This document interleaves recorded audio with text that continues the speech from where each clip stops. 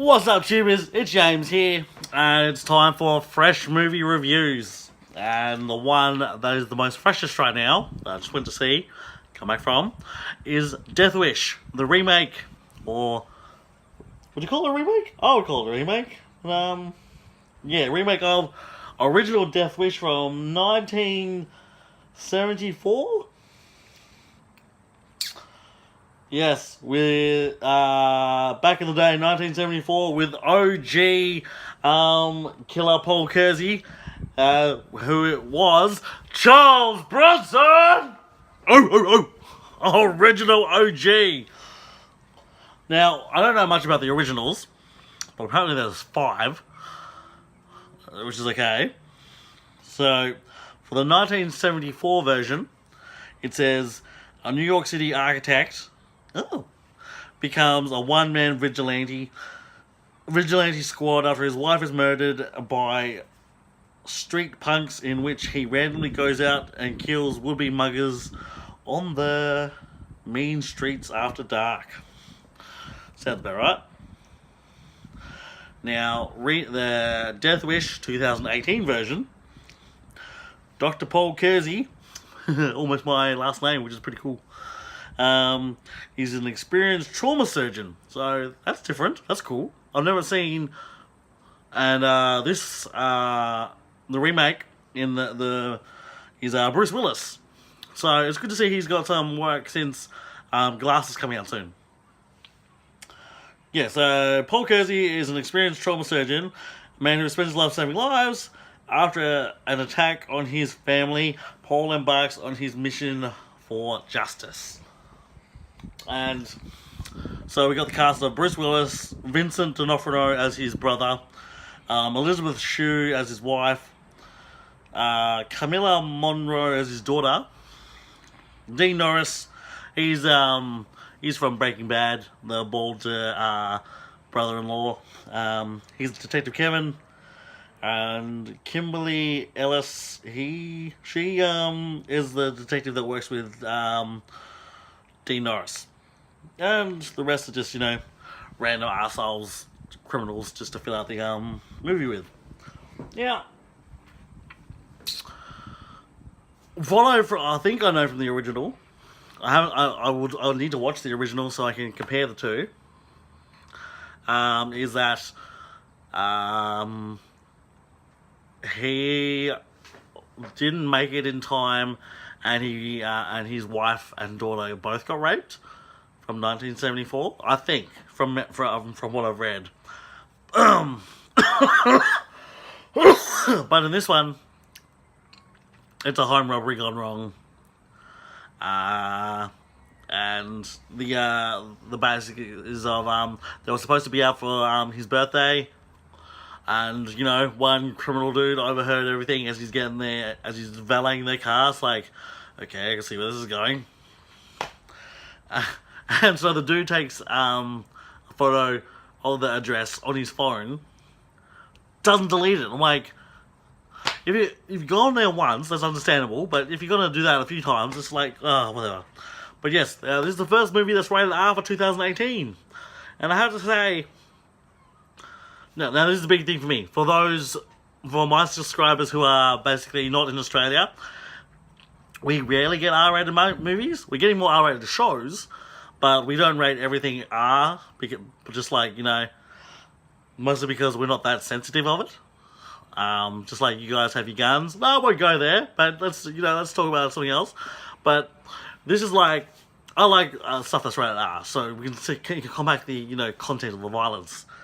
So this is probably more fitting for the area because Bruce Willis goes on his own vigilante style of justice. Like the first people he saves is very sloppy. He causes more havoc than anything really. Like he stops a car mugging, but in the process breaks a fire hydrant.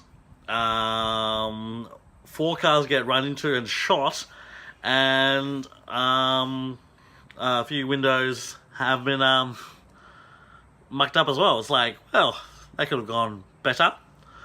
But yeah, his second one He it was just a gangster called the Ice Cream Man who shot like a 12-year-old because he didn't have his money.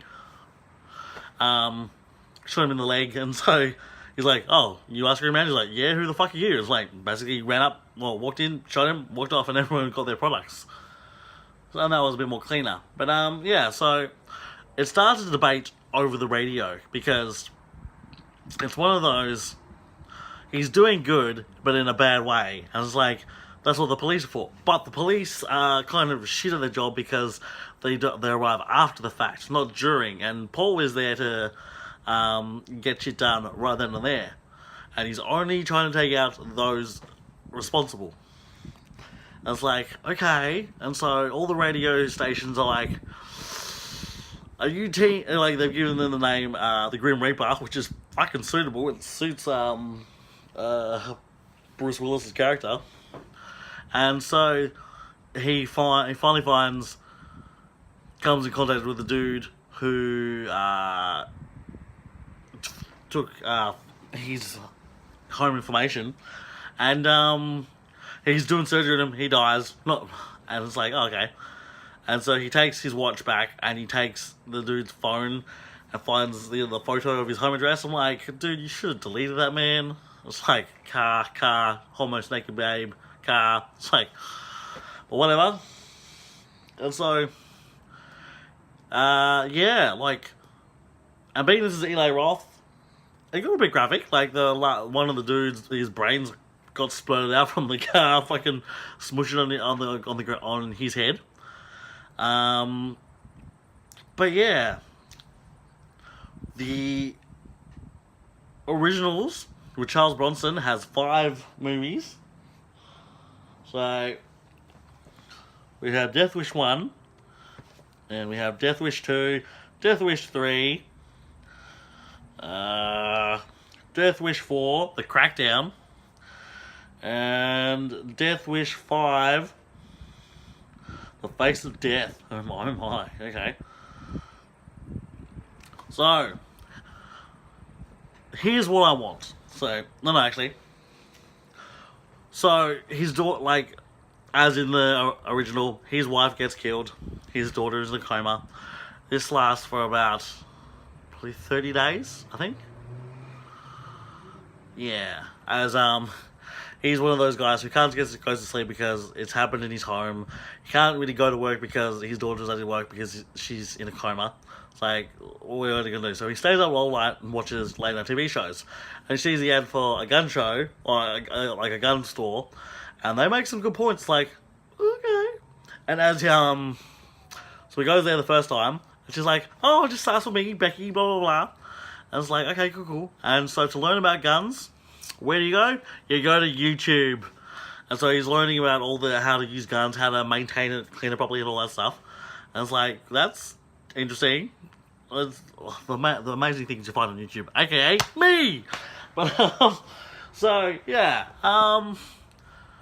the final scene, like the final fight, is basically the one guy who came into his shop, or came to his home to rob him or whatever, decides to come back and try and kill him again. And it's just like, but this time he brings extra firepower. Instead of just handguns and knives, he has brought an arsenal, like AK-47s or like hardcore guns. It's like, damn, dude. And 2 other guys. One guy gets blasted in the head. The other guy gets, shot down the stairwell and breaks his neck. You hear it crack. You're like, oh. And so the guy taunts Bruce saying, oh yeah, like, I've shot you. Do you know what the smell of burning flesh smells like? Yeah, because I'm going to do that to your daughter. I'm like, do you need to? That's a bit hardcore. And then it comes to the ad where he kicks the drawer of his wooden table. The gun pops out. In all America, yeah, bang, bang, bang. It's like, oh yeah. And so, yes. And then he flash forward a little ways away. And his daughter goes to college. And it's like, that's cool. And then, like, he witnesses a dude steal a bag. He's like, hey! With a finger gun. It's like, that's cool. So, Death Wish 1. That's what the whole premise was about in the first one, and the original. apart from being an architect.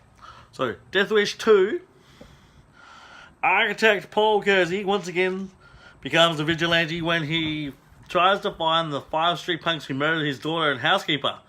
This time on the dark streets of Los Angeles. It's like, oh, okay, something happened there. Death Wish 3.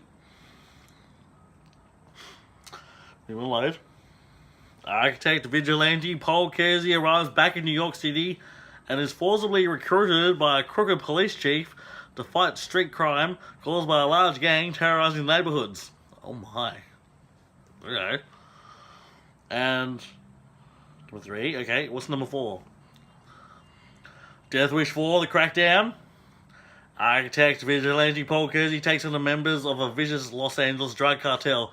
Dude, okay. To stop the flow of drugs after his girlfriend's daughter dies from an overdose. Okay. And number 5. Paul Kersey is back at working vigilante justice when his fiancée, Olivia, has her business threatened by mobsters. Oh my goodness. Yes. So those are the original 5 of Death Wish with Charles Bronson. Now, if they were to continue making this series, it would give good work for Bruce Willis and hopefully an upcoming cast as well. So, okay.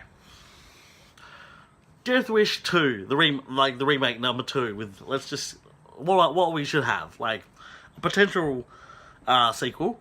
So we got Bruce Willis, and we've got Vincent D'Onofrio and his daughter. Those original 3 are back. Let's go with that.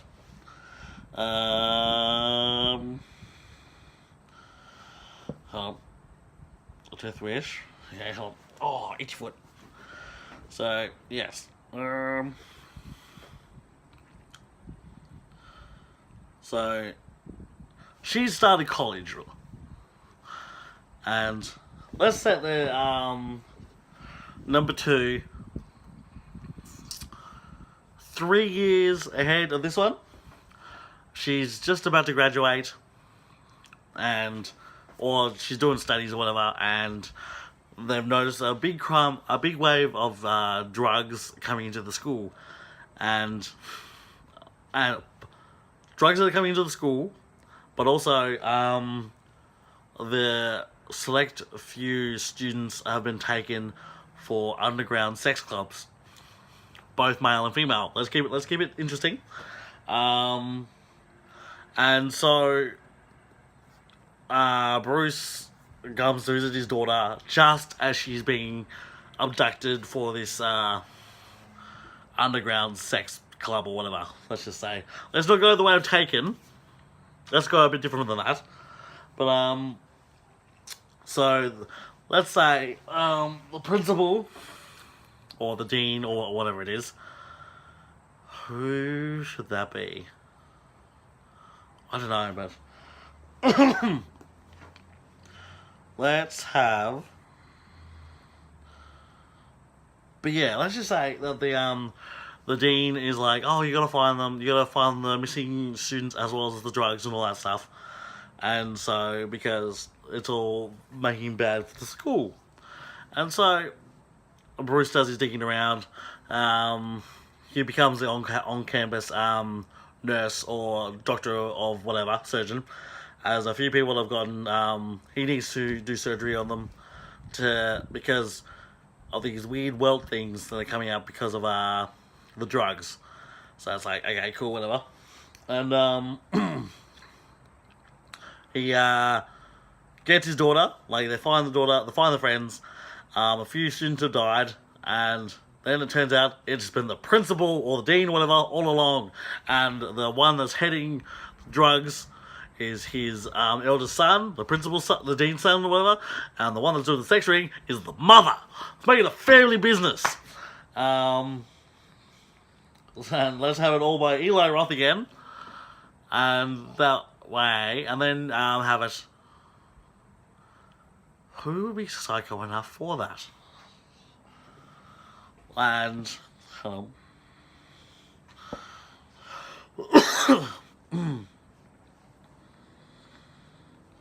okay. And yes, it comes down to the Dean and Bruce Willis fighting, and it goes on for a while, and so but Bruce Willis's daughter injects some drugs into the son of the Dean, and he's all drugged out and accidentally shoots his own father, and then Bruce knocks out him and everything as well. It's like it goes to, and then it hints at a drug cartel for number 3. But yes, let's not go for too far into that.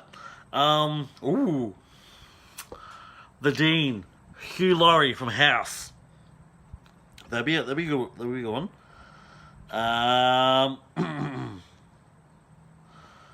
Then you would have, who would the wife be? Someone. So Jennifer Goodwin, she plays Mary Margaret Blanchard from Once Upon a Time, and they could be worked well together. And a teenage-ish, roughly son. Let's go Stephen R. McQueen from Vampire Diaries. He plays Jeremy Gilbert. Yes, so there you go. Hollywood. You have the potential cast. You have the potential storyline for number 2. And then we'll get along to number 3 later on. But yeah, so far I rated that movie 8 out of 10. It was good. I'm not sure if it should be rated R, but well, because personally John Wick 2 had more violence in it, but you get that. But I liked it. It was really good. Yeah, so like, share, and subscribe. Leave a comment if you've watched the movie, or if you're about to. And leave a comment of what you want for the potential sequel as well. Like, make it more interesting than what I have. Like, college, drugs, sex ring, whatever. That seems normal for what a potential sequel is. But let's up the ante, just make it like as crazy as possible. Let's get to 5, like in like Charles Bronson. Yeah. But yeah, it's James, and I'll catch you later.